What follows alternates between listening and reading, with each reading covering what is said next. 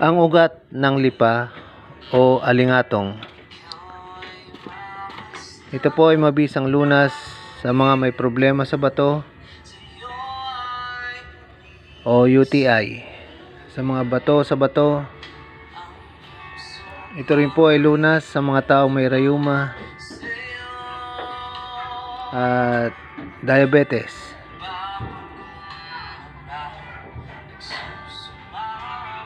Mainam pong uminom nito ang mga lalaking may edad 50 pataas upang maiwasan ang sakit sa prostate, upang maiwasan ang prostate cancer. Ito po'y mainam inumin ng mga kalalakihan.